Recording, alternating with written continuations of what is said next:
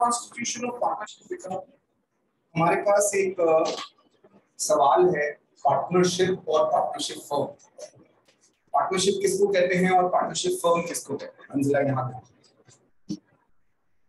जब मैं partnership firm की बात करता हूँ तो वो जो बिजनेस वो लोग करते हैं जिनके आप अकाउंट्स बनाते हैं, revaluation, realisation, capital accounts, balance sheet, तो फर्म। और जब मैं पार्टनरशिप की बात करता हूँ तो बेटा पार्टनरशिप का मतलब है केवल वो समझौता जिसके तहत वो लोग आपस में बिजनेस कर रहे हैं। जब मैं पार्टनरशिप की बात करता हूँ तो पार्टनरशिप और कुछ नहीं, एक समझौता है। बस आपको एक डेफिनेशन याद दिलाता हूँ, बचपन में पढ़ा। Partnership is an agreement between two or more persons who have agreed to carry on the business of all or by any of them acting for all. याद आया? इसकी पहला फ्रेज याद करें, partnership is an agreement. Definition याद है, partnership is an agreement between two or more persons who have agreed to carry on a business for the profit carried on by all or by any of them acting. तो partnership is an agreement. तो agreement में जरा सा भी change आएगा उसको हम कहेंगे रिकॉन्स्टिट्यूशन ऑफ पार्टनरशिप। बेटा अग्रीमेंट में एक लीगल डॉक्यूमेंट, ये आपकी कॉपी में लिखे हुए नोट्स नहीं है जिसको आप जब चाहो चेंज कर सकते हो। जो अग्रीमेंट होता है that is a legal document. मान लो मैंने, ग्रेसी ने और इसमें इशिका ने, हम तीनों ने मिलकर एक पार्टनरशिप करी। ठीक है, मैंने, ग्रेसी ने और इशिका ने मिलकर एक पार्टनरशिप करी। हमने आपस में एक अग्रीमेंट बनवाया। हमने कहा कि हम मिलकर एक बिजनेस करेंगे, जूते बेचेंगे, प्रॉफिट इतना इतना होगा, ओके, कैपिटल इतनी इतनी होगी, ओके, बिजनेस इतना चलेगा, इंटरेस्ट ऑन कैपिटल इतना होगा, इंटरेस्ट ऑन ड्राइंग इतनी होगी। हमने सब ये लिखकर अग्रीमेंट तीनों ने साइन किया और कोर्ट में दे दिया, रजिस्टर हो गया। कोर्ट को कोई प्रॉब्लम नहीं, आप जो मर्जी अग्रीमेंट बनाओ। Unless and until it's an illegal business, court को लीगल बिजनेस के लिए कोई लेना देना नहीं है। हो सकता है मेरा प्रॉफिट ज्यादा, इसका ज्यादा, कुछ नहीं। Court has nothing to do. हो सकता है हमारी रेशियो हो 10:1:1, court has nothing to do. हमारी रेशियो है 1:1:1, court has nothing to do. Court को कोई लेना देना नहीं। कोर्ट कहता है आपने जो एग्रीमेंट कर लिया हमारे लिए, आप आपस में खुश हैं, हमें कोई प्रॉब्लम। ठीक है, हो गया, अग्रीमेंट हो गया, साइन हो गया, सब सबमिट हो गया। अब मान लो हमें कल को लगता है कि हमें प्रॉफिट शेयरिंग रेशियो चेंज करनी चाहिए। इशिका कहती है मुझे ज्यादा प्रॉफिट मिलना चाहिए, मैं ज्यादा काम करूं, और मैं और ग्रेसी मान गए इस बात पे। ठीक है, ओके, डन। अब लेकिन जो अग्रीमेंट कोर्ट के पास पड़ा हुआ है उसमें हमारी रेशियो अलग है और जो अब होना है उसमें रेशियो अलग है। आप मेरी बात समझ रहे हो? हमने एक अग्रीमेंट बनवाया था, वो अग्रीमेंट कोर्ट में रजिस्टर हो चुका है, लॉ के पास है वो कोर्ट और रजिस्टर जो अग्रीमेंट। अब उस अग्रीमेंट में हम चेंज नहीं कर सकते। उसको चेंज करने का तरीका है, हम वहां जाकर अप्लाई करेंगे that we want to change this. वो आपको पुराना वाला अग्रीमेंट थमा देंगे, नया वाला अग्रीमेंट। सिंपल बात है, पुराना वाला अग्रीमेंट खत्म। बेटा लॉ का जो कागज होता है उसमें आप काटा पीटी नहीं कर सकते। सोचो काटा पीटी अलाउड हो? सोचो, ये एक घर है जो राघव के पापा के नाम पे कोर्ट में रजिस्टर्ड है। ये कोर्ट गया, का 1 मिनट कागज दिखाना, कागज लिए, नाम काट के अपना नाम, जबकि इसके पापा इसको जायदाद से बेदखल कर चुके हैं इसकी हरकतों की वजह से। ये जाकर वहां पर ये काम कराया, ये अलाउड है? ऐसे तो फिर कुछ भी काटा पीटी हो सकती है। तो corrections are not allowed unless and until दोनों पार्टी सामने बैठकर मजिस्ट्रेट के, और मजिस्ट्रेट कह रहा है ओके ठीक है डन। बट देन इसमें क्या होगा कि आप पुराना अग्रीमेंट ले लेंगे और नया अग्रीमेंट दे देंगे, इसे रिकॉन्स्टिट्यूशन कहते हैं। अब ये कभी भी हो सकता है। ये कब कब होगा? ऐसा कब होगा? आप चेंज करो अपनी प्रॉफिट शेयरिंग रेशियो तो रिकॉन्स्टिट्यूशन कहलाएगा। ठीक है, आपने प्रॉफिट शेयरिंग रेशियो चेंज करी है तो बेटा अग्रीमेंट तो नया बनेगा। बताओ, आपने एडमिशन किया है नए पार्टनर का, एडमिशन ऑफ न्यू पार्टनर। अगर कोई नए पार्टनर को एडमिट करते हो तो चेंज होगा पार्टनरशिप। क्यों बेटा? अगर नया पार्टनर एडमिट करते हो तो ये होगा। कोई पुराना पार्टनर रिटायर होता है,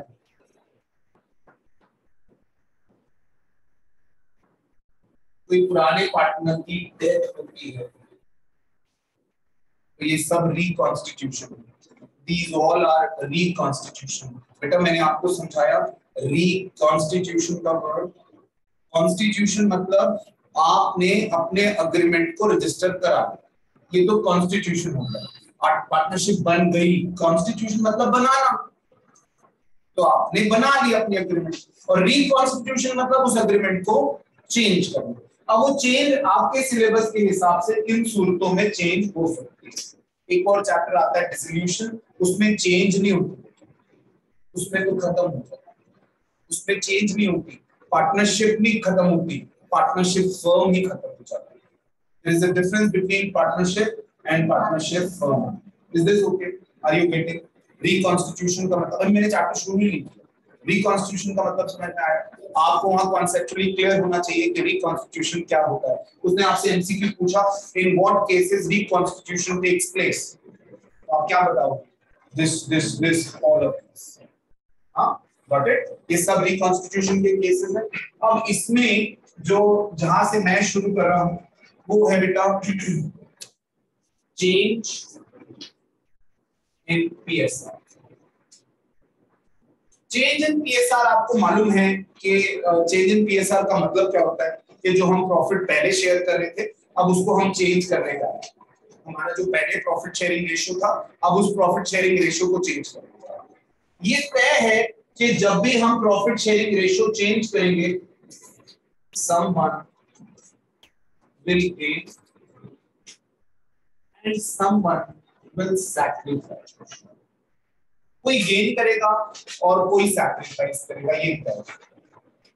ठीक है, अगर आप पार्टनरशिप में प्रॉफिट शेयरिंग रेशियो चेंज करेंगे तो किसी को तो फायदा होगा और किसी को नुकसान होगा। सुनिए, ये एक रोटी है, रोटी को पार्टनरशिप की तरह समझें। इसमें 3 पार्टनर थे, ग्रेसी, रमन, इशिका। अब इशिका की प्रॉफिट शेयरिंग रेशियो चेंज हो रही है, इशिका की प्रॉफिट शेयरिंग रेशियो एक्सपैंड हो रही है। इशिका कहती है मैं टाइम ज्यादा देती हूँ तो मुझे प्रॉफिट ज्यादा चाहिए, तो हमने इशिका की प्रॉफिट शेयरिंग रेशियो बढ़ाया। ये हिस्सा ग्रेसी का कम हो गया और इशिका का प्लस हो गया। ये हिस्सा रमन का कम हो गया और इशिका का प्लस हो गया। तो ये किसका सैक्रिफाइस है? सैक्रिफाइस ऑफ उतना ही gain of. Similarly sacrifice of Gracy, gain of. किसी का फायदा होगा किसी का नुकसान होगा, एक बात तय, एक बात 100% श्योर, जितना सैक्रिफाइस होगा उतना ही गेन होगा। जितना किसी एक का सैक्रिफाइस होगा उतना ही दूसरे का गेन होगा, इसमें कोई दो राय नहीं। बेटा मैं ये वो बातें कर रहा हूं जो शायद आपने 12th में ध्यान नहीं दी।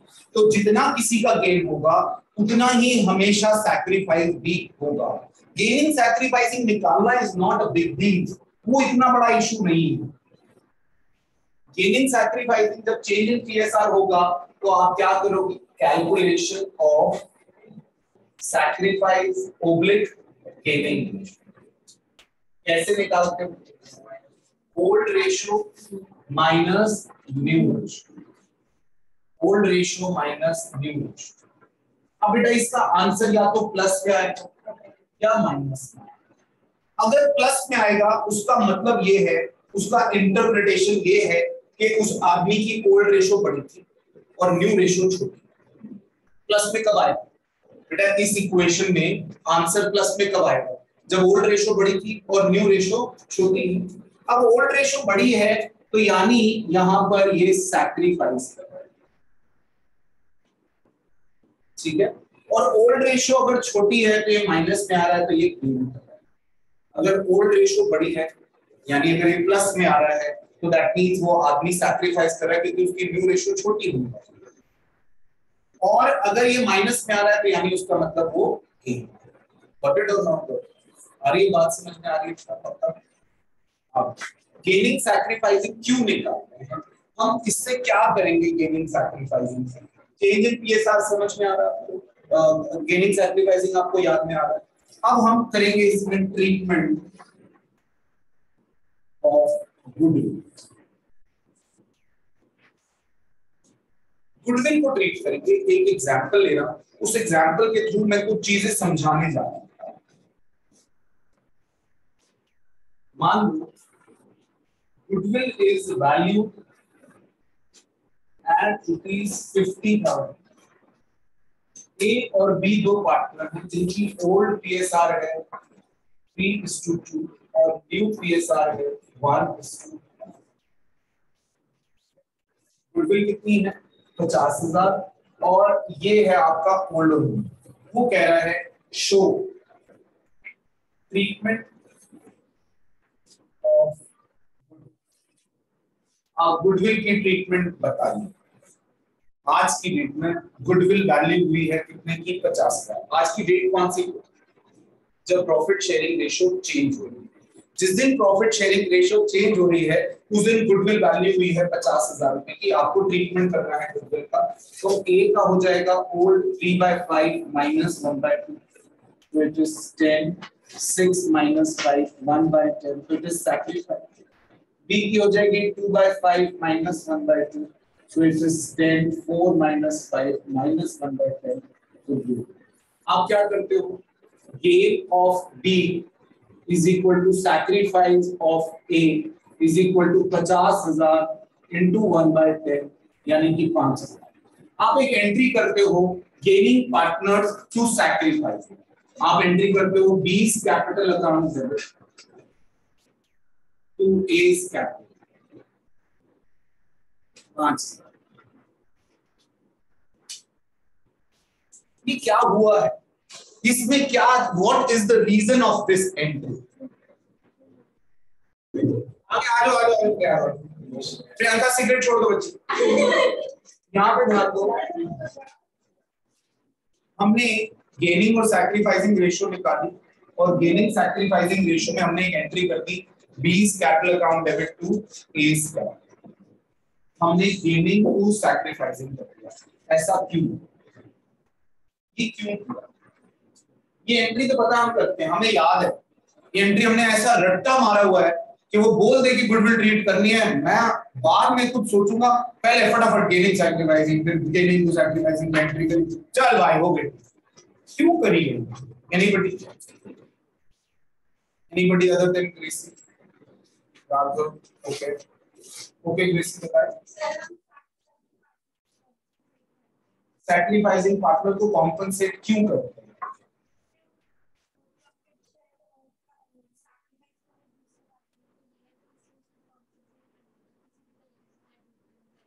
तो इसमें क्या ऐड ऑन करेंगे, वो कह रहे हैं कि हम सैक्रिफाइसिंग पार्टनर को कॉम्पनसेट करते हैं। तो क्यों करते हैं? फ्यूचर प्रॉफिट्स में हमें अपना हिस्सा दिया है। अच्छा, इसलिए हम उसे अभी कुछ पेमेंट कर देते हैं, हम उससे उसका शेयर खरीदते हैं। हाँ हाँ, चलिए इसको थोड़ा डिटेल में, जो इन दोनों बच्चों ने बोला वो ठीक बोला, अब इसको थोड़ा डिटेल में। गुडविल जो है 50,000 रुपए की आप बांट दो ए और बी, 30,000 और 20,000। अगर आज हम गुडविल पुरानी है ना, गुडविल आज तक की है, आज वैल्यू हुई है जब प्रॉफिट शेयरिंग रेशियो चेंज हो रहा है। अगर आज मैं पुरानी रेशियो में बांट दूं तो गुडविल बढ़नी चाहिए ए को 30 और बी को 20। लेकिन अगर मैं ऐसा ना करूं, मैं अभी नहीं बांटता, प्रॉफिट शेयरिंग रेशियो चेंज हो गई, अब मैं कुछ टाइम के बाद गुडविल बांटता हूं, तो अब गुडविल बढ़ेगी नई रेशियो में, क्योंकि रेशियो चेंज हो गई। जैसे रेशियो चेंज होगी लॉ चेंज हो गया, अब तो नए लॉ के हिसाब से होगा जो होगा। आप जब 12वीं में आए तब तक 12वीं में एडमिशन का लॉ चेंज हो गया, अब आप उसी तरीके से कर रहे हैं, कोई तरीका और है ही नहीं। अब आप कहें नहीं सर मेरे को तो पिछले साल के बेसिस पे एडमिशन दे दो, मेरी तो परसेंटेज बहुत अच्छी है, नहीं हो सकता, नॉट पॉसिबल। तो अब जब नए रेशियो में गुडविल बढ़ेगी तो इसको 25 मिलेगी और इसको भी 25 मिलेगी। ये तो खुश है, ये कह रहा है मुझे तो 5,000 ज्यादा मिल, अगर पुरानी में बढ़ती तो मुझे 20 मिलती, नई में बढ़ रही है तो मुझे 25 मिलती। ये रो रहा है, ये रो रहा है मेरी तो दुनिया उधड़, कह रहा है मेरे तो 5,000 का नुकसान। गुडविल पुरानी थी, पुरानी रेशो में बढ़ जानी चाहिए थी, पुरानी रेशो में बढ़ती तो इसको 30 मिलती, अब आपने रेशो चेंज करने के बाद बांटी तो इसको 25 मिली, तो इसको 5 का नुकसान, इसके 5 का नुकसान ये पूरा कर रहा है अभी, गुडविल नहीं बढ़ रही। ये गुडविल 50,000 की 50,000 रहेगी, इसमें कोई चेंज नहीं आएगा, मगर जो फ्यूचर में गेन करने वाला है, जो और फ्यूचर को सैक्रिफाइस करने वाला है, गेन करने वाला सैक्रिफाइस करने वाले को कॉम्पेंसेट करेगा। यार कल को 25-25 बांटेंगे तो ये 5,000 मिलेगा। ये कुछ ऐसा हुआ कि घर का बंटवारा हुआ, 2 फ्लोर थे घर में, 1 फ्लोर 2 फ्लोर और 2 भाई थे, पी और क्यू, घर का बंटवारा हुआ। जिसको ये घर मिला वो घर की वैल्यू थी 90 लाख, और जिसको ये मिला इसकी घर की वैल्यू थी 80 लाख। इसको ये मिला पी को और ये मिला क्यू को, ठीक है, घर दोनों का बराबर था, बराबर बंटना चाहिए था, मगर अब इसको बराबर बांटने का और कोई तरीका है नहीं। अब ये नहीं कह सकता ये कि यार ये वाला हिस्सा जो है ना मुझे दो, यार ये वाला वॉशरूम मेरा हुआ, ताकि हम दोनों बराबर हो। ये पॉसिबल नहीं है, घर में से ऐसा तो पॉसिबल होता है, घर तो फ्लोर वाइज बढ़ गया। अब जो ऊपर वाला फ्लोर है उसकी वैल्यू कम है, तो यहां पर पी ने कहा मुझसे 5 लाख रुपए ले, पी ने कहा मुझसे अभी तू 5 लाख रुपए ले ले और ये फ्लोर ले। अब क्या होगा, ये +5 85 पे आ जाएगा, ये -5 ये भी 85 पे आ जाएगा, हो गया बराबर। ऐसा ही कुछ हो रहा है, बी को गेन होने वाला है नई प्रॉफिट शेयरिंग रेशो और ए सैक्रिफाइस करने वाला है नई प्रॉफिट शेयरिंग रेशो। तो वो जो डिफरेंस है 5,000 रुपए का, जैसे यहाँ 5 लाख का डिफरेंस था, वो 5,000 का डिफरेंस गेनिंग पार्टनर ने सैक्रिफाइसिंग पार्टनर को दिया, गुडविल नहीं पार्टी, बस गेनिंग टू सैक्रिफाइस करके हमने कॉम्पनसेट कर दिया सैक्रिफाइसिंग पार्टनर। अब इसी से जुड़ी एक चीज और,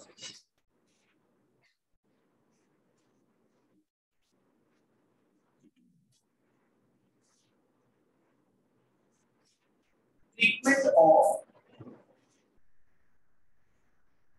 existing profits reserves। पुरानी प्रॉफिट्स और रिजर्व्स की treatment of existing profits and reserves, 2 possible treatments, divide the profits oblique reserves, don't divide profits oblique. एक ऑप्शन है कि प्रॉफिट और रिजर्व्स को बांट दीजिए, एक ऑप्शन है प्रॉफिट और रिजर्व्स को मत बांटिए, ठीक है। हमारे पास 2 ऑप्शन, एग्जांपल लिखते हैं, वही ए और बी 2 पार्टनर हैं, इनकी प्रॉफिट शेयरिंग रेशियो पहले 3:2 थी, अब 1:1 है, तो बी गेन कर रहा है -1/10 पर और ये +1/10 पर सैक्रिफाइस कर रहा है। ये मैंने पहले वाले क्वेश्चन का ही ले लिया ताकि इसमें टाइम ना वेस्ट करें, ठीक है। अब आपके पास पी एंड एल का क्रेडिट बैलेंस है 50,000 और जनरल रिजर्व है आपके पास 10,000, टोटल आपके पास 60,000, टोटल आपके पास कितने हैं 60,000। पूरा एंड तक समझना, जितना आपको याद है मुझसे एक स्टेप आगे जाऊंगा, ठीक है, जितना आपको याद है वो मुझे भी पता है, मैं उससे एक स्टेप और आगे। अब यहां पर आप डिवाइड कर दीजिए प्रॉफिट और रिजर्व्स को, तो आप एंट्री करेंगे बेटा P and L credit balance account debit, general reserve account debit, to A's capital to b's capital, 50,000 10,000 60,000 हो गए। अब 60,000 को मैं कौन सी रेशो में बांटूं, 3:2, पुराने प्रॉफिट से पुरानी रेशो में बांट दूं, 36,000 इसको और 24,000। जब मुझे डिवाइड नहीं करना है तो क्या होगा, 60,000 में से गेन और सैक्रिफाइस 1/10 है, 1/10 तो 1/10 निकालता हूं 6,000 रुपया। मेरी एंट्री होगी गेनिंग यानी 20 capital account to place capital.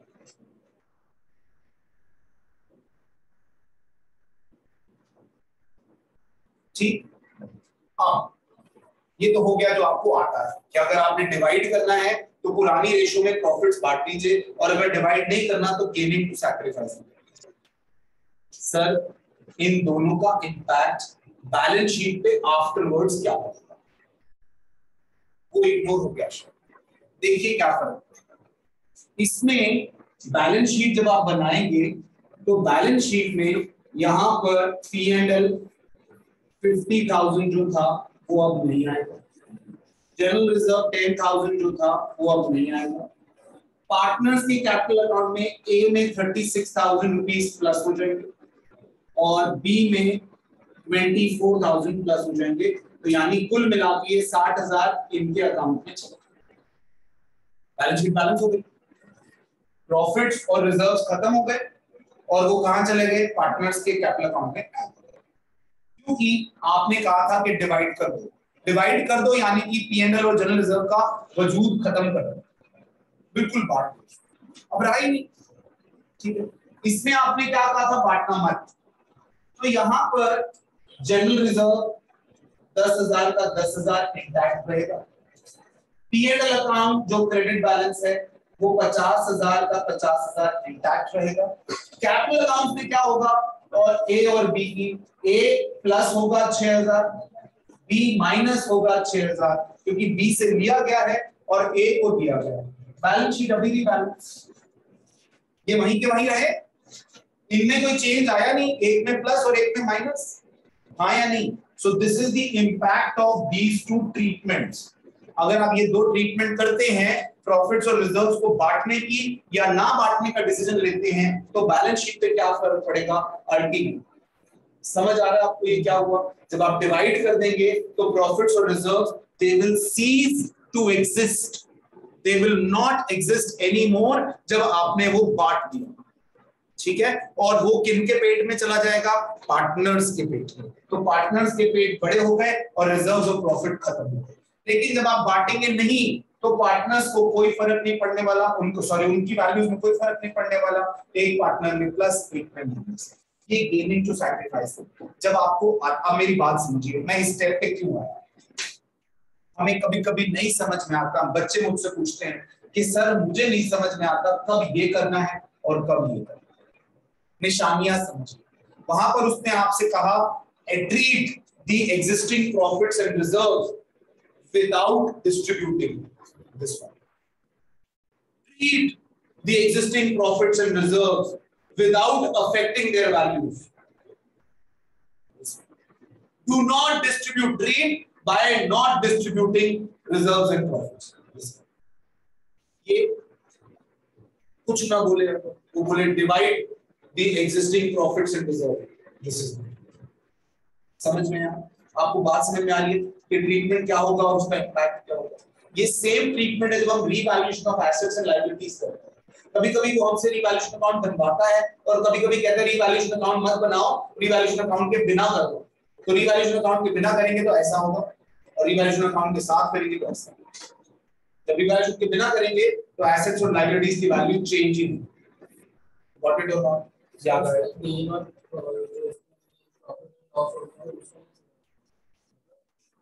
Valuation account में जो होता है इंक्रीज और डिक्रीज आता है एसेट्स का। हां, अगर उन्होंने बोला कि बिना वैल्यूएशन अकाउंट बना अभी ये हो गया क्लियर।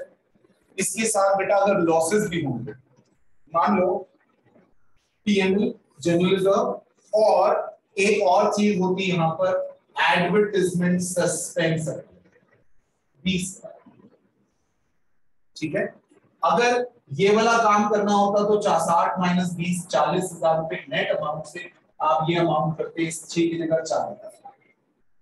ठीक है, और ये एंट्री आपका, राइट।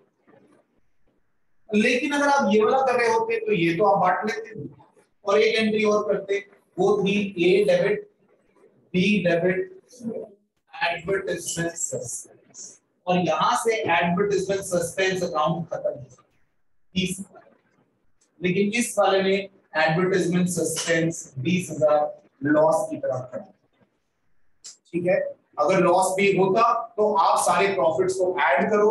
जब वो कह रहा है सिंगल एंट्री करनी है तो ये वाली एंट्री करनी है, सारे प्रॉफिट्स को ऐड करो और लॉसेस को आप minus. Are you getting my point? समझ आ रहा है पक्का? अब हम करेंगे इसका रीवैल्यूएशन का। Is this okay? Can I move on? बढ़ जाओ, मैं इसको हटा दूं बेटे? Anybody wants to do? नहीं,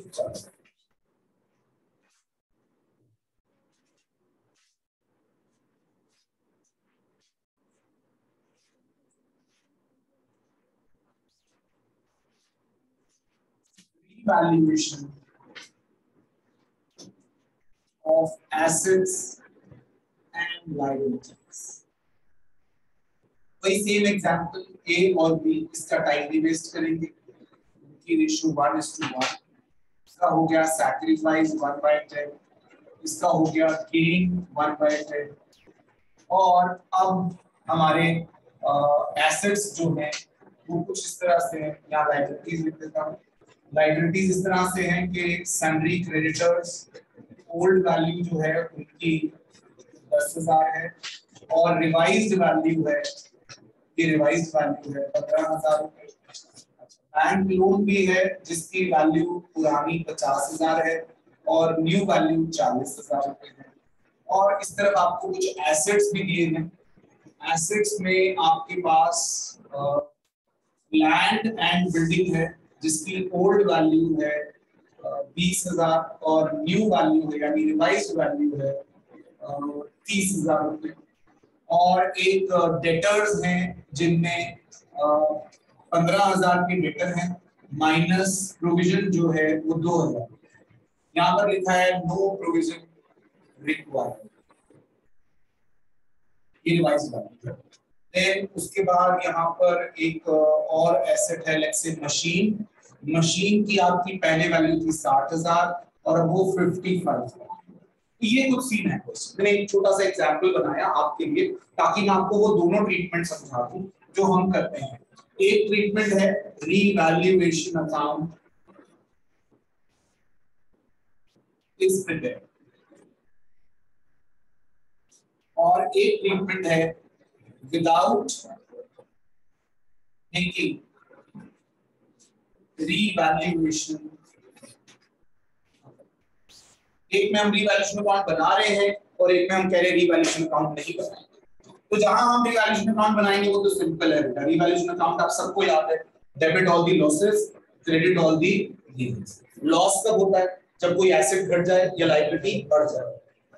प्रॉफिट कब होता है? जब कोई एसेट बढ़ जाए या लायबिलिटी घट जाए। तो यहाँ पर देखते हैं लायबिलिटी में सन्ड्री क्रेडिटर्स 10 से 15 हो गए, तो ये हमारा लॉस है। यहाँ पर हमने लिखा to sundry creditors 5,000। Bank loan कम हो गया है, ये हमारा प्रॉफिट है, तो हम बाय बैंक लोन 10,000। फिर इधर लैंड एंड बिल्डिंग 20 से 30 हो गई, लैंड एंड बिल्डिंग बढ़ गई, लैंड एंड बिल्डिंग आपकी इंक्रीज हो गई है, तो ये प्रॉफिट हो गया। यहाँ पर लिखोगे by land and building 10,000। Provision for doubtful debts is not required, यानी 2,000 रुपए का फायदा हो रहा है आपको। 2,000 रुपए का जो आपको लॉस लग रहा था कि होगा, अब वो नहीं हो रहा है, तो वो लॉस आपका फायदा हो गया। तो यहाँ पर by provision for doubtful debts 2,000। फिर मशीन जो है वो कम हो रही है, तो टू मशीन 5,000। तो टोटल मेरे पास यहाँ 22,000 आए और इस 22,000 में से मैंने प्रॉफिट निकाला, टू प्रॉफिट ट्रांसफर 12,000 रुपए। ए और बी को 3:2 में बांट दिया, ओल्ड रेशियो ये हो गया 7200 और 42। Is that? ये तो पुराना आप जो तरीका करते हो, रिवैल्यूएशन अकाउंट बनाया और प्रॉफिट लॉस का। लेकिन अगर आप रिवैल्यूएशन अकाउंट नहीं बनाते हैं तो आप नेट इफेक्ट निकालते। नेट इफेक्ट में थोड़ी जगह कम होने के कारण मैं 20 और 30 का 10,000 मेरा प्लस का है और इधर 2,000 और प्लस का है और माइनस 5,000 मशीन का है, माइनस क्रेडिटर्स का 5,000 है और प्लस बैंक लोन का 10,000 है। तो नेट मेरा 12,000। मैंने gain is equal to sacrifice किया और वहां पर 12,000 मल्टीप्लाइड बाय 1/10 किया तो 1200 रुपए आ गया। मैंने एंट्री करी 20 कैपिटल अकाउंट कर दिया, 2 एस कैपिटल,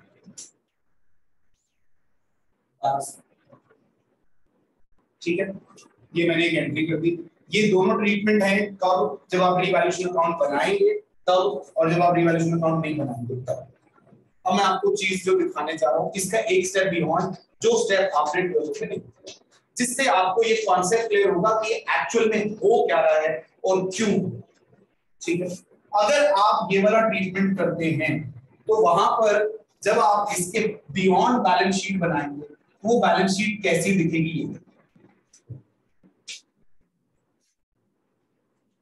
जब आप रीवैल्यूएशन अकाउंट बना चुके होंगे तो रीवैल्यूएशन अकाउंट बनाने के बाद जब आपने रीवैल्यूएशन अकाउंट बनाया यानी एसेट्स और लायबिलिटीज की वैल्यूज को चेंज कर दिया, अब आपकी एसेट्स और लायबिलिटीज की वैल्यू वो नहीं रही जो पहले, तो आप यहां रिवाइज्ड वैल्यू लिखेंगे। Land and building 30,000, debtors as it is लिख देंगे 15,000 और मशीन अब नई वैल्यू 55,000। आई एम सेइंग ये दोनों मैच नहीं करेंगे, जरूरी नहीं क्योंकि मैंने सिर्फ एक एक्सट्रैक्ट किया था। देन यहां पर सन्ड्री क्रेडिटर्स 15,000 रुपए और बैंक लोन 40,000। तो ये हमारा ट्रीटमेंट होगा और जो पार्टनर्स होंगे ए और बी, ए में 7200 प्लस हो जाएगा और इधर 48। ये होगा अगर आपने ये काम किया, अगर आपने ये काम किया तो आपकी बैलेंस शीट ऐसी दिखेगी after revaluation is being made. लेकिन अगर आपने ये काम किया तो आपकी बैलेंस शीट कुछ इस तरह से, आपका लैंड एंड बिल्डिंग 20,000 का 20,000, नो चेंज क्योंकि आप उसको चेंज कर ही नहीं रहे।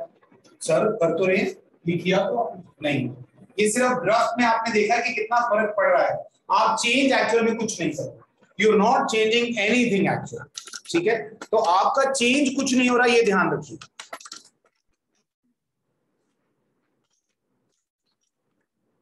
यहां पर आपकी लैंड एंड बिल्डिंग 20,000 की 20,000 आ जाएगी, डेटर्स आपके 15,000 माइनस प्रोविजन 2,000, ये 13,000 आएगा। मशीन आपकी पुरानी वैल्यू पे आएगी 60,000 रुपए। इधर आपका लाइबिलिटी साइड पर सन्ड्री क्रेडिटर्स पुरानी वैल्यू पर 10,000 आएगी और बैंक लोन आपकी पुरानी वैल्यू पर 50,000 आएगी। पार्टनर्स कैपिटल अकाउंट में ए और बी में क्या फर्क पड़ रहा है, बी में -1200 हो जाएगा और इसमें +1200।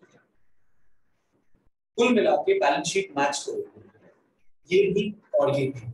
क्यों बेटा, ये तो पुरानी वैल्यूज ही है, ये वाली तो, ये तो समझ आ रही है क्यों मैच करेगी, क्योंकि तो पुरानी वैल्यूज पे और पुरानी वैल्यूज वाली बैलेंस शीट तो मैच होगी ना, हाँ या नहीं। पुरानी वैल्यूज वाली बैलेंस शीट तो मैच होगी ना, वो तो मैच भी है और चेंज हुआ भी कहां है, ये प्लस और ये माइनस, तो अल्टीमेटली बैलेंस शीट में तो कोई फर्क ही नहीं पड़ा। इस वाले में मैच क्यों करेगी, क्योंकि आपने नई वैल्यूज लिख दी और नई वैल्यूज का जो नेट इफेक्ट है कितना, 12,000 रुपए। नई वैल्यूज पर आपका 12,000 रुपए प्लस हो रहा है एसेट साइड पर या नेट साइड पर आपका 12,000 रुपए प्लस हो रहा है और वो 12,000 रुपए आपने ए और बी में प्लस कर दिए, तो बैलेंस शीट ये भी मैच करेगी। आप समझिए, अब ये दोनों कब होंगे, उसने कहा मैं एक बार रिवैल्यूएशन करूंगा, ये करिए, ठीक है। उसने कहा find out the revaluation of assets and liabilities without making revaluation account. उसने कहा we do not want the values of assets and liabilities to change, ये करेंगे। we want the balance sheet to be intact, हम balance sheet छेड़ना ही नहीं चाहते, ये करेंगे। वो we want the adjustment entry to be done for revaluation of assets and liabilities, adjusting entries, adjustment नहीं, adjusting entry to be done for revaluation of assets and liabilities, समझ रहे हैं। तो जब वो कहे एडजस्टिंग एंट्री करनी है ये करना है, जब वो कहे रिवैल्यूएशन नहीं बनाना ये करना है, वो कहे एसेट्स एंड लायबिलिटीज की वैल्यू चेंज नहीं करनी ये करना है। और ये कब कब करना है बेटा, गुडविल में, प्रॉफिट्स और रिजर्व्स में, रिवैल्यूएशन में, सबका ट्रीटमेंट से, सबका। गुडविल बांटने वाला काम अब नहीं होता, पहले होता था। गुडविल में आप सिर्फ यही करते हो, गेनिंग टू सैक्रिफाइस, लेकिन प्रॉफिट्स और रिजर्व्स में मैंने आपको दोनों ट्रीटमेंट बताया, जब प्रॉफिट्स बढ़ जाएंगे तब भी और जब प्रॉफिट्स नहीं बढ़ेंगे तब भी। Revaluation of assets and liabilities के केस में मैं आपको बता रहा हूं कि अगर आप रीवैल्यूएशन बनाएंगे तो ये होगा और अगर नहीं बनाएंगे तो are you getting concept clear? पूरा एंड का कि हम ये जो कर रहे हैं उसका एंड में इफेक्ट क्या पड़ेगा। ये बेटा डबल एंट्री बुककीपिंग का जादू है कि इसमें भी बैलेंस शीट मैच हो जाएगी और इसमें भी हो जाएगी। इसी को डबल एंट्री बुककीपिंग, एक ट्रांजैक्शन के कम से कम दो इंपैक्ट, वो दो इंपैक्ट इस तरह से होंगे कि एसेट्स और लायबिलिटीज आपकी अल्टीमेटली मैच कर ही है, राइट। अकाउंटिंग इक्वेशन में कितनी छेड़खानी करते हैं, ये प्लस वो माइनस ये प्लस, और फिर अल्टीमेटली अकाउंटिंग इक्वेशन मैच करती। यही सेम है अकाउंटिंग इक्वेशन। हम आपको क्यों सिखाते थे? हम आपको इसीलिए सिखाते थे कि आप डबल एंट्री बुककीपिंग का मतलब समझो। ये बैलेंस शीट क्या है? अकाउंटिंग इक्वेशन का दूसरा रूप है, capital plus liabilities is equal to assets. हाँ या नहीं? इसको एक बार नोट करिए अपने पास। शारदा, हाँ शारदा, शारदा, शारदा, पता नहीं बहुत सारी आते हैं बेटा। देखो मेरी बात सुनो, फोन भी बहुत सारे आते हैं, ओप्पो, पोको, लोको, बड़े सारे। जो बात आईफोन में है वो इनमें नहीं है, वही बात है ड्यू है, सेम। अब आप ये समझो, आईफोन में तो आप पैसा खर्च रहे हो ना, इसमें ड्यू में आप दिमाग खर्च। आप जितनी यूनिवर्सिटी में लेनी एडमिशन ले लो, जब आप ड्यू पहुंच जाओगे सो सब सेट हो। ये मानो या ना, जो आपने से अच्छे स्कूलों से पढ़कर पास आउट हो रहे हैं उनको पता है कि बड़े स्कूल में मेरे क्या हुआ क्या नहीं हुआ, but I have a name with me to say that I am passed out from this school. फर्क पड़ता है, it does make a difference. It changes your attitude, it changes your confidence, it builds your confidence, it does make a difference guys. इससे फर्क तो पड़ता है, आप मानो या ना मानो। Try and reach these kind of institutions, private institution में जब आप चाहेंगे। मैंने आपसे एक बार पहले भी कहा था, रिकॉर्डिंग चल रही है, रिकॉर्डिंग पे बोल रहा हूँ, आप प्राइवेट इंस्टीट्यूट्स में कहोगे मैं आपको ले जाकर हाथ पकड़कर सीट पे बिठा कर आऊंगा, एडमिशन की गारंटी है। आपने सिर्फ पैसे खर्च किए, मैं आपको लेके चलूंगा, आप सीट पे बिठाकर प्रोफेसर से मिलवाकर और एडमिशन करा के आऊंगा। मगर वो मुझे करना नहीं है, जो मुझे आपसे चाहिए वो मुश्किल का, क्योंकि उसमें आपको मेहनत करनी है, इसीलिए मुश्किल है। मैंने मेहनत करनी होती तो वो आसान है। काश कि मैं आप सबका पेपर दिखा सकता, बट मैं इतने बाल लंबे जल्दी कैसे करूं, इतना मोटा कैसे करूं, इट इज डिफिकल्ट। बिग लगा लूं, इसका क्या मतलब है? चेंज कर दो। अच्छा मास्क पहन लो, शिका लगूंगा, शिका आ गई तू, इमेजिन। क्या शिका, तूने अपनी एडमिशन में मेरा जेंडर चेंज किया, मेरा घर खराब होगा कि नहीं? मेरे मम्मी मेरे बच्चे क्या कहेंगे, हमारे पास दो मम्मियां हैं।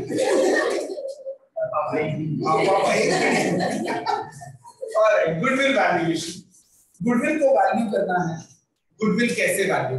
वैसे तो बेटा गुडविल एक इनटैंजिबल एसेट है जिसको आप देख नहीं सकते, छू नहीं सकते, आप इसको महसूस कर सकते।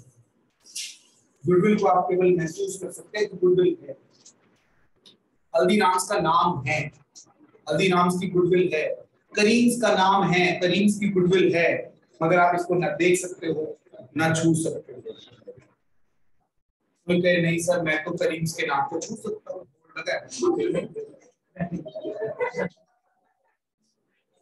आप तो कह रहे देख नहीं सकते, बिल्कुल लिखा है करीम, आप कह छू नहीं सकते, मैं छू।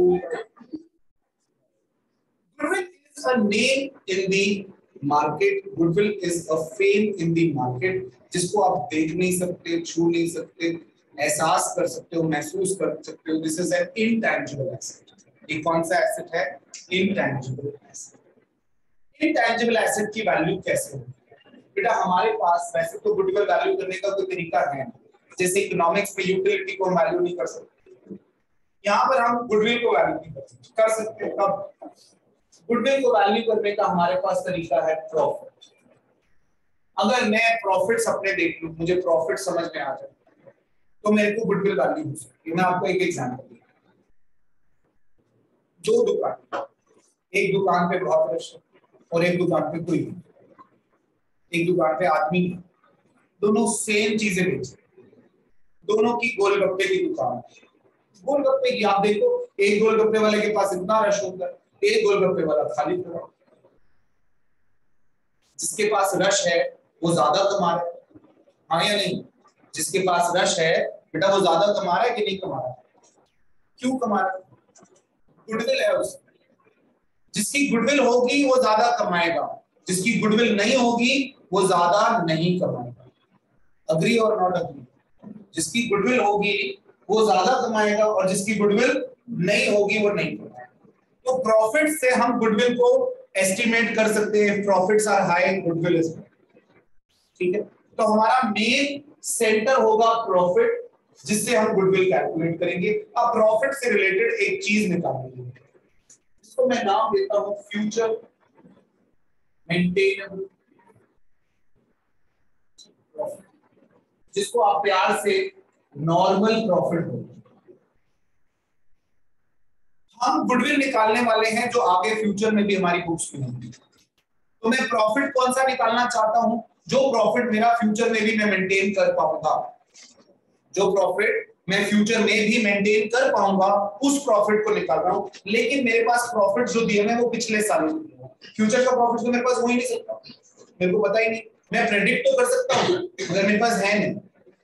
तो मैं पास्ट प्रॉफिट के बेसिस पे क्या निकालने वाला हूं? फ्यूचर का प्रॉफिट। मैं पास्ट प्रॉफिट्स के बेसिस पे क्या निकालने वाला हूं बेटा? फ्यूचर का प्रॉफिट निकालने वाला हूं।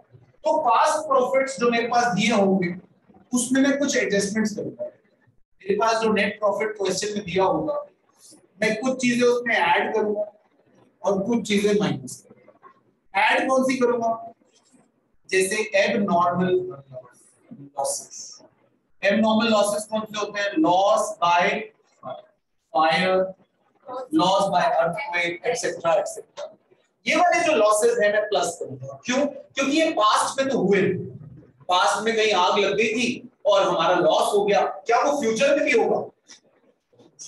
तो हमने पास्ट में अगर ऐसा लॉस माइनस किया हुआ है तो उसको वापस ऐड बैक कर, क्योंकि हमें उम्मीद नहीं है कि आगे भी होगा।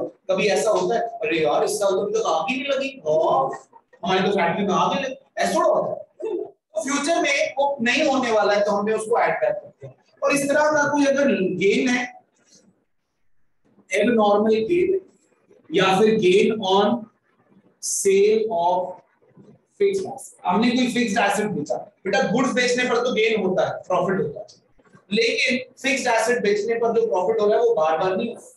हमने कोई पिछले 2 साल पहले अपनी कोई प्लांट एंड मशीनरी बेचती थी, उसमें हमें लाखों का फायदा होगा, और वो बार बार थोड़ा होगा। हम बार बार प्लांट एंड मशीनरी थोड़ा बेचेंगे, बार बार गुड्स बेचते हैं। हम ग्लूकोज के बिस्किट बनाते हैं तो हम बार बार ग्लूकोज के बिस्किट बेचते हैं, ना कि वो मशीन बेच देते हैं जिसपे बिस्किट बनाते हैं। तो उसमें जो प्रॉफिट हुआ है तो हम यहाँ पर माइनस करेंगे क्योंकि हमने पहले ऐड किया है। ऐसे कोई एक्सपेंसेस जो नॉन रेकरिंग, कोई एक्सपेंस बार बार नहीं होता, हमने करा था पास्ट में, वो ऐड बैक करेंगे। नॉन रेकरिंग एक्सपेंस कौन से होते हैं? नॉन रेकरिंग यानी जो बार बार नहीं हो। मान लीजिए हमारी कोई फैक्ट्री की बिल्डिंग में कहीं एक कोई दीवार गिर गई, वो दीवार हमने दोबारा बनवाई, क्या ये बार बार का expense? Is it a recurring expense? Past में हुआ था, बार बार नहीं होने वाला, तो non recurring expense add, non recurring income minus. अच्छा, under valuation of closing stock and over valuation of opening stock, ये दोनों से हमारा प्रॉफिट जो है ना घटता है। अगर मैं क्लोजिंग स्टॉक को अंडर वैल्यू करूं, बेटा क्लोजिंग स्टॉक कहां दिखाते हो? यहाँ पर क्लोजिंग स्टॉक मुझे 10 रुपए दिखाना है, मैंने क्लोजिंग स्टॉक 10 रुपए दिखाने की बजाय यहाँ पर 8 रुपए दिखा दिया, मेरा 2 रुपए से प्रॉफिट घट गया होगा। बेटा अगर मैंने 10 रुपए की जगह क्या दिखा दिया है? 8 रुपए, तो क्या मेरा 2 रुपए का प्रॉफिट घट गया होगा? क्लोजिंग स्टॉक किधर दिखाता हूँ बेटा? क्रेडिट साइड पे। याद करो trading level account, closing stock कहां दिखाते हो? Credit side. क्रेडिट साइड पर चीजें बढ़ती हैं तो प्रॉफिट बढ़ता है और घटती हैं तो प्रॉफिट घटता है। तो अगर मैंने क्लोजिंग स्टॉक को 10 की जगह 8 दिखाया है तो मेरा प्रॉफिट गलती से 2 रुपए घट गया है, मुझे वापस ऐड करना है। और अगर मैंने ओपनिंग स्टॉक को ओवर वैल्यू किया है, ओपनिंग स्टॉक का मेरा 20 रुपए, मैंने 25 दिखा दिया, मेरा 5 रुपए से प्रॉफिट घट गया होगा, क्योंकि डेबिट साइड पर अगर ज्यादा दिखा दिया है तो मेरा प्रॉफिट घटेगा। Debit all the expenses, credit all the gains. और एक्सपेंसेस मैंने 5 रुपए फालतू दिखा दिए, अगर मैंने एक्सपेंसेस 5 रुपए फालतू दिखा दिए तो मेरा 5 रुपए का प्रॉफिट कम हो गया, तो मुझे उसको बढ़ाना। तो इसीलिए under valuation of closing stock and over valuation of opening stock add होगा, और इनका बिल्कुल उल्टा, यानी कि over valuation of closing stock and under valuation of opening stock, ये माइनस होगा, क्योंकि इसका इफेक्ट प्रॉफिट बढ़ाने का है। मेरा प्रॉफिट गलती से बढ़ गया होगा तो मुझे घटाना पड़ेगा। Is that okay? याद आ रहा है आपको? फिर हम यहां पर माइनस करेंगे कोई नॉर्मल एक्सपेंसेस जो हमने पहले माइनस नहीं किए थे, वो नॉर्मल एक्सपेंसेस जो हमें बार-बार करने ही होते हैं। नॉर्मल एक्सपेंसेस में हमारा रेम्यूनरेशन ऑफ पार्टनर्स है, हमने कोई इंश्योरेंस प्रीमियम दिया, कोई नॉर्मल ऐसा खर्चा था जो हमने दिया लेकिन माइनस नहीं किया, तो अब माइनस कर दो। ठीक है, यहां पर आपका कोई loss on sale of fixed asset, तो इस तरह से हम ये कुछ प्लस माइनस करने पर क्या निकाल लेते हैं, एफएमपी, यानी फ्यूचर मेंटेनेबल प्रॉफिट। ये फ्यूचर मेंटेनेबल प्रॉफिट आपको काम आने वाला है कहां पर, गुडविल कैलकुलेशन। इनके बिना गुडविल नहीं कैलकुलेट हो सकती। मैंने क्या कहा, गुडविल कैलकुलेट, वैसे तो गुडविल नहीं कैलकुलेट कर सकते, लेकिन हम अंदाजा लगाते हैं कि जो फर्म प्रॉफिट कमा रही है वो गुडविल होगी। तो प्रॉफिट कौन सा, जो प्रॉफिट वो फर्म फ्यूचर में भी मेंटेन कर सके। तो पास्ट में कुछ ऐसी चीजें हुई हो जो फ्यूचर में नहीं होने वाली, तो हम उसकी एडजस्टमेंट कर रहे हैं। एडजस्टमेंट कैसे कर रहे हैं, जो पास्ट में माइनस कर दिया था और फ्यूचर में नहीं होने वाला उसको ऐड कर दिया, और जो पास्ट में प्लस कर दिया था और जो फ्यूचर में नहीं होने वाला उसको माइनस कर दिया। बेटा आपने 12th में ये तो पढ़ा है कि इनको ऐड करते हैं, इनको माइनस करते हैं। शायद आज आप ये समझे होंगे कि क्यों करते हैं, क्योंकि हम क्या निकालने वाले हैं, ऐसा प्रॉफिट जो फ्यूचर में फर्म मेंटेन कर सके। तो फ्यूचर मेंटेनेबल प्रॉफिट से ही गुडविल निकाली जा सकती है। Got it? इसको नोट करो जरा।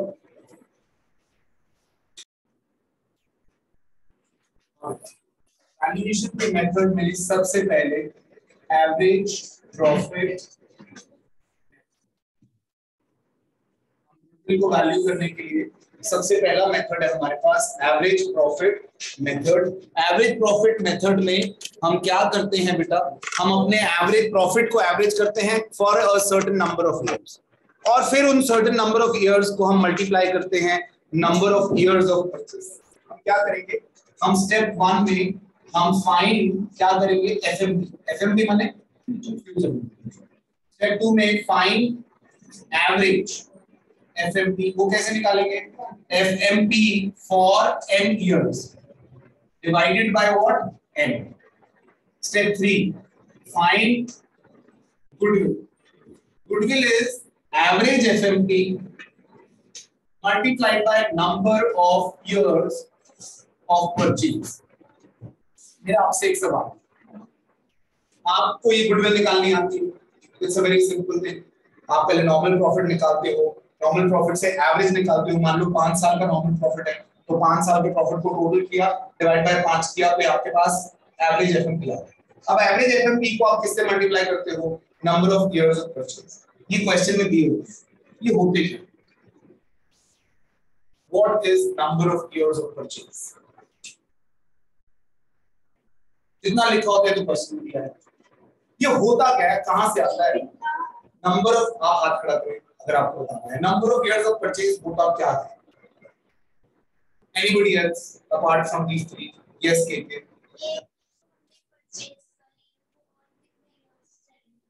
क्या परचेज करनी है? You always purchase good. Then what is it?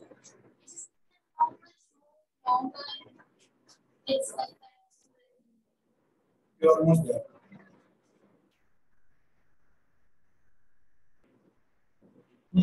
Anybody else? मैंने क्या कहा, 12th में हमने प्रैक्टिस करी, ये चीजें छूट गई, इससे पीछे रह गई, और इस पे एमसीक्यू होगा। What do you mean by number of years of purchase? Out of syllabus नहीं होगा, ये सिलेबस के अंदर है, अगर इग्नोर हो गया बोलो।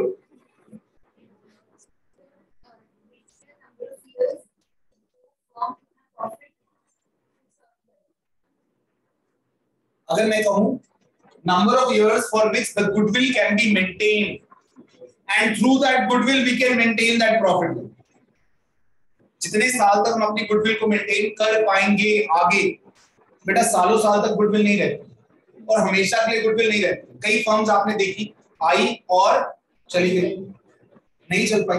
आपको याद होगा कि हम जब Amazon हमने नया नया देखा तो हमने फ्लिपकार्ट और एक और देखी स्नैपडील, कहाँ है? कौन? forgot it, हम भूल गए उसको, गुडविल इज गॉन।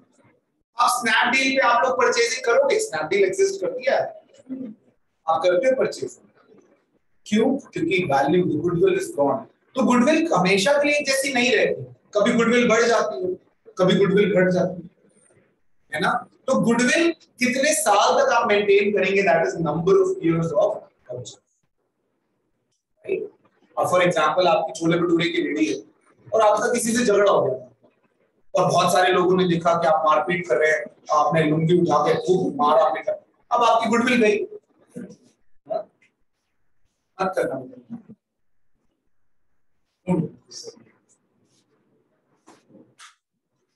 दूसरा weighted average profit method. Weighted average profit method में आप क्या करते हो, आप पहले स्टेप 1 में एफएमपी निकालोगे, find FMP. Step 2 find weighted FMP, that is FMP into respective weights. आप उनके रिस्पेक्टिव वेट्स से उसको मल्टीप्लाई करो, ये आपको क्वेश्चन में दिया होगा, ठीक है। ईयर 1 का वेट है उससे मल्टीप्लाई करिए, ईयर 2 का उससे मल्टीप्लाई करिए।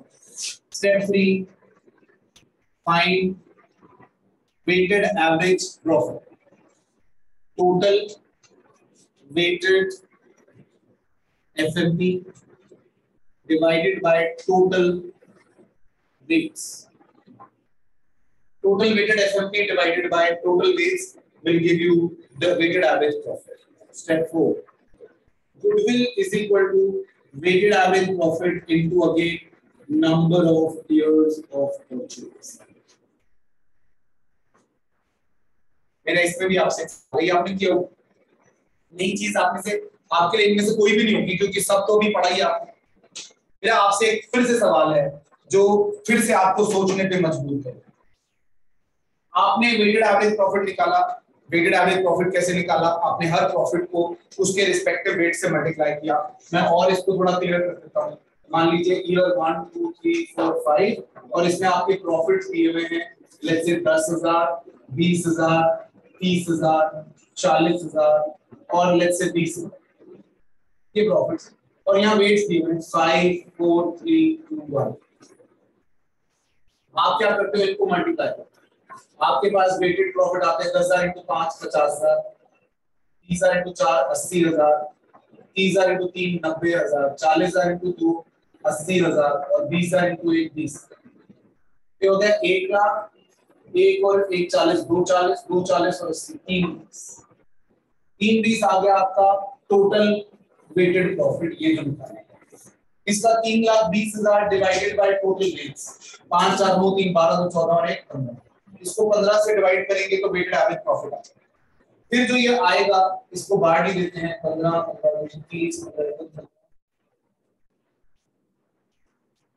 15 से जो भी आ रही है उस वेटेड एवरेज प्रॉफिट को यहां से जो आएगी into number of years of purchase आपकी होगी। नाउ द क्वेश्चन इज, मैं उसी पे आ रहा था।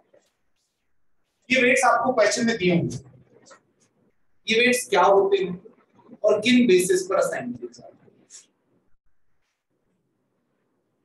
These weights and on what basis they are assigned।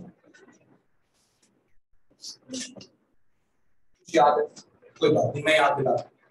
Weights is basically weightage। जैसे आप जब अपना एग्जाम देते हैं तो आप पूछते हैं सर ये चैप्टर की क्या वेटेज है और उस चैप्टर की क्या वेटेज है। कुछ चैप्टर्स की वेटेज ज्यादा होती है और कुछ चैप्टर्स की वेटेज कम होती है। वेटेज किसकी ज्यादा होती है? जो टोटल 100 नंबर में से जिसके मार्क्स ज्यादा। तो ये चैप्टर 20 नंबर का है और एक चैप्टर 12 नंबर का है, किसकी वेटेज ज्यादा है? 20, क्योंकि उसका टोटल परसेंटेज जो है वो ज्यादा। अब आपके सारे प्रॉफिट्स में से हो सकता है इस साल का प्रॉफिट की वेटेज ज्यादा है, क्योंकि इस साल कुछ ऐसा था कि आपकी जैसी बाकी firms, just one of the reasons, just one of the reasons, just one of the ways to find out this, आपके इन पांचों में से इसका वेट सबसे ज्यादा है। इसका वेटेज इसलिए शायद ज्यादा दिया गया क्योंकि उस साल में आपकी जैसी बाकी फर्म तो कमाई नहीं रही थी, मर गई, और आपने उस वक्त भी प्रॉफिट कमाया, यानी इस प्रॉफिट को वेटेज देनी चाहिए।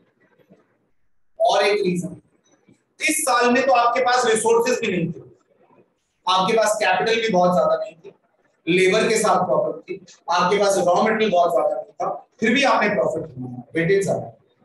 तो वेटेज ज्यादा किसको दे रहे हो? डिफरेंट रीजंस हैं। उस साल में आप प्रॉफिट नहीं कमा सकते थे, फिर भी कमाया। उस साल में आपके पास रिसोर्सेज नहीं थे, फिर भी कमाया, है ना। और इसकी वेटेज कम दी कि भाई इस साल में तो सभी कमा रहे थे, आपने कमा लिया तो कौन सा बड़ा? इस साल तो सबके लिए रंगीन साल था, आपने कमा लिया तो क्या? I am just telling you there are reasons because of which weightage दी जा सकती है। तो दिस इज वेटेज, कि हम किसी प्रॉफिट को दूसरे प्रॉफिट के मुकाबले ज्यादा वेटेज दे रहे हैं और किसी को कम दे। समझ रहे हैं बेटा? ये चीज इग्नोर हुई, हमने वेट से मल्टीप्लाई किया था, हमने वेटेड प्रॉफिट निकाल लिया था, लेकिन कौन से वेट से क्यों मल्टीप्लाई किया था, क्यों करना है, ये सारा this is basically what we are doing with the, are you getting it? समझ आ रहा है आपको? आपको नहीं करना है, that will be given, you don't have to पे।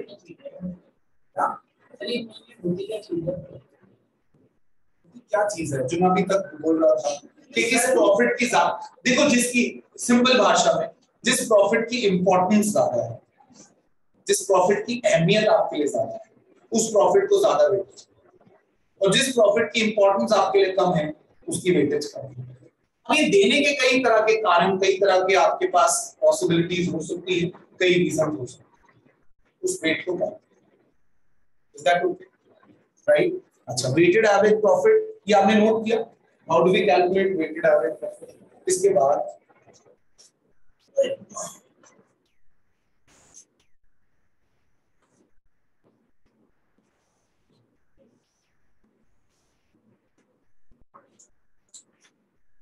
बेटा हमारे मोहल्ले में, पड़ोस में 3 गोलगप्पे वाले खड़े थे।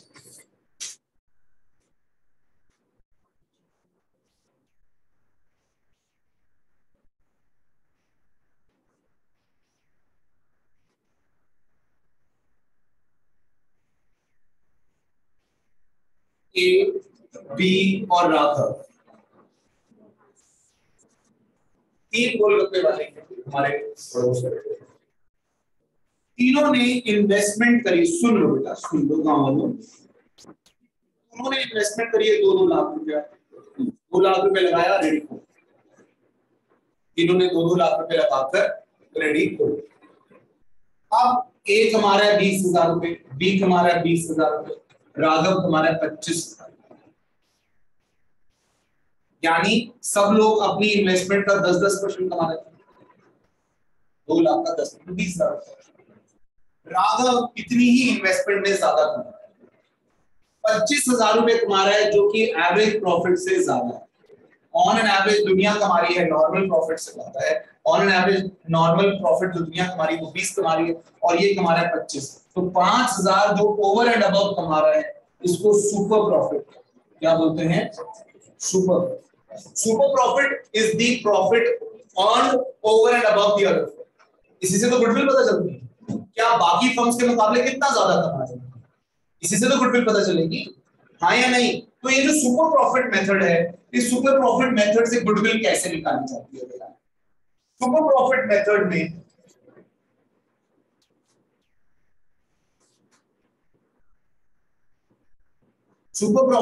में स्टेप 1 में आप एफएमपी निकालना, एफएमपी तो आपको निकालना ही है, मैंने आपको शुरू में कि फ्यूचर मेंटेनेबल प्रॉफिट तो आपको पता ही है। फिर आप एवरेज एफएमपी निकाल लीजिए, योर ओन प्रॉफिट। फिर आप निकालिए normal profit, capital employed into normal rate upon 100 question में दिया हुआ है। एवरी नॉर्मल फर्म अर्न्स, हर नॉर्मल फर्म जो कमाती है दैट इज नॉर्मल प्रॉफिट। अब आप कितना कमा रहे हैं? Super profit is average FMP minus normal. आप कमा रहे हैं, ये इस एग्जाम्पल के हिसाब से आपका 25,000 है और नॉर्मल प्रॉफिट दुनिया 20,000 है। फिर step 5, goodwill is equal to super profit into number of years of purchase. Simple बात, आपने यहां पर गुडविल निकाल ली on the basis of super.